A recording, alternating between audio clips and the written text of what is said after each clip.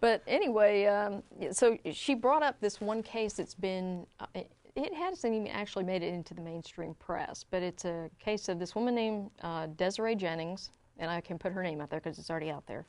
And supposedly she developed this neurological condition called dystonia as a result of a flu shot. And that's what the claim is. And so the thing I can tell you about that, I'm not an expert in dystonia or anything like that, but what I can tell you is, having looked this up, if she got that from a flu shot, she would be the only one. That has never been documented in any other case as a side effect of a flu shot. But it gets really interesting when you look at the timeline of this case, because they're pinning this on the flu shot, and by implication the H1N1 vaccine, which of course is not available yet except for certain high-risk individuals. But here's the timeline. She received a flu shot on August 23rd. Okay, the only flu vaccine that was available on August 23rd of this year was the seasonal flu vaccine. So she didn't get the H1N1 flu. About 10 days later, on or about September 2nd, she developed the flu. Now, it's too early in the northern hemisphere or the northern, yeah, I guess the northern hemisphere for seasonal flu. So the circulating strain of flu in this area right now is H1N1.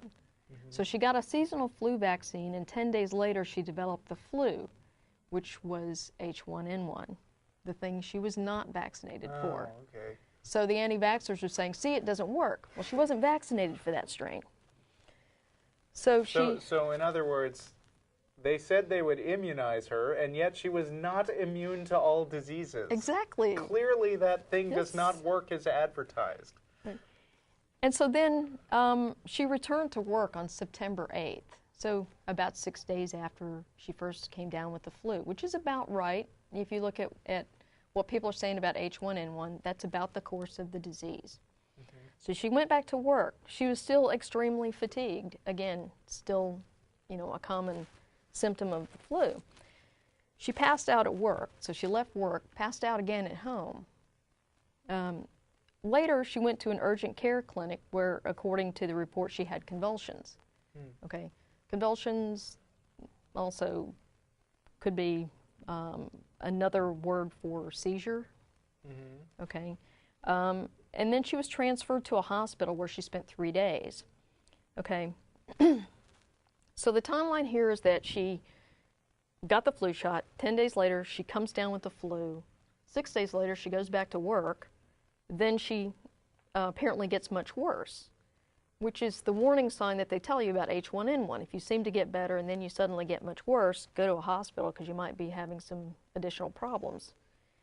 So she, she's developed this condition, this neurological condition at some point in there, and it's not clear exactly when these symptoms manifested. But in any case, if you look up this condition, dystonia, one of the risk factors for it is a seizure disorder, which, hers could have been caused by the flu. But the flu is also known to cause neurological side effects. That's pretty well documented. So the big deal is that it was not the flu shot that was the likely cause of any of the problems that she's having now. Right. The more likely cause is that it was, in fact, the flu. And if she had been vaccinated for H1N1, she probably would not have suffered. Is she all right? I mean, what's her prognosis now? Is she likely to recover? She's her condition right now is it's still pretty early in there, so it's not really possible to know with any certainty what her condition's going to be like, a year from now or even 6 months from now. There's not any real cure, and so most of the treatment for this is aimed at symptomatic treatment and improving, people's ability to function. Right. Well, I mean, this is a pretty typical reasoning error, which is that people in general are not good at calculating odds. Right. And so you hear about one big high-profile story, and of course, single big high-profile stories are all over the place now because we got international cable news and the internet. Yeah.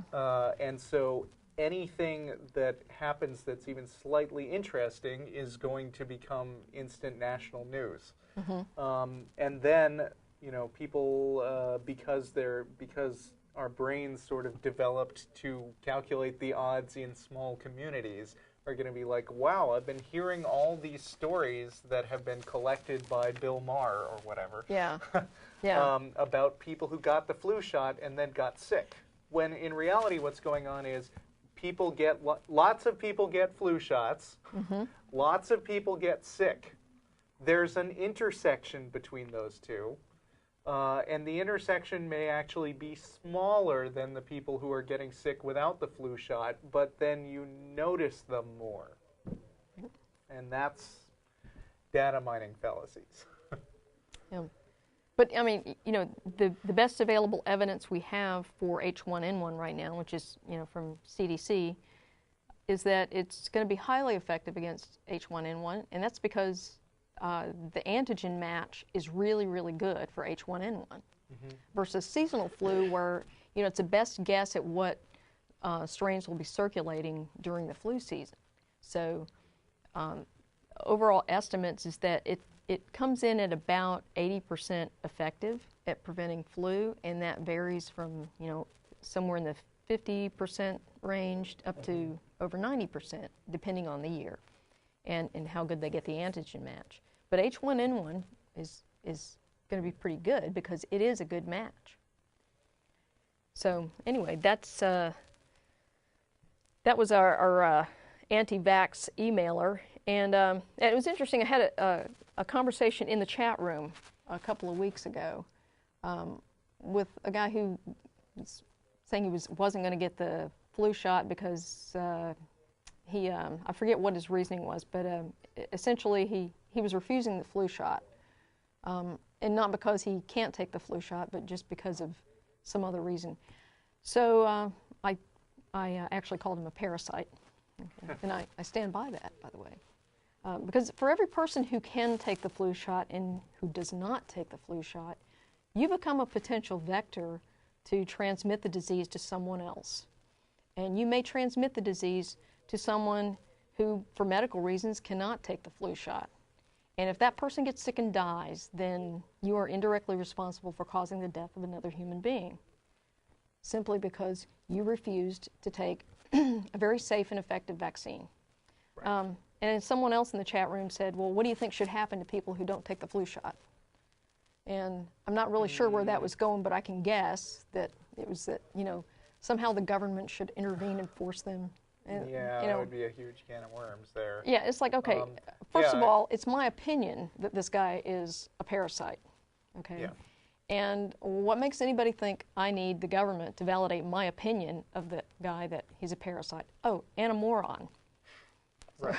What we need is more public consciousness raising, like Right. calling these people morons. Yes. So that they realize that they're being morons. So yes. So what should happen to you if you don't take the flu shot and you don't have a medical reason for avoiding it? You should be called out as a parasite and a moron. Yeah. So, and that's my opinion. All for it. And I agree with that opinion. Okay.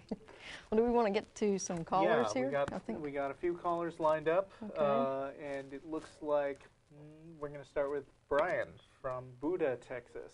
Are you there? Yeah, I'm here. How you doing, Brian? I'm doing good. How are you? Fine. All right. Okay, I've been watching out for a long time, and I'm the only atheist in my family. Mm-hmm. And Okay. I come from. I hear my echo. Sorry, I can't hear it really good. I hear my echo. Is your TV on? Huh? Is your TV on? No, I live in Beta. I don't have y'all's channel. Oh, Okay. It's a control room issue. I guess try to work around it. Okay. Okay, like I said, I'm the only atheist in my family.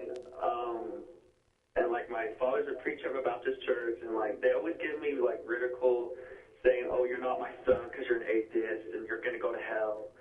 And like I go through so much much pressure and pain because of what they tell me.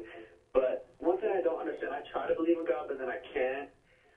Is it possible to believe in God but not believe in everything in the Bible? Well, lots of people do it. Yeah. Only 1/3. I mean, most people on Earth are theists of some sort, but only 1/3 of the people on Earth are Christians. So, I mean, that leaves all the other religions. And the Christians don't all agree on what's actually literally true in the Bible.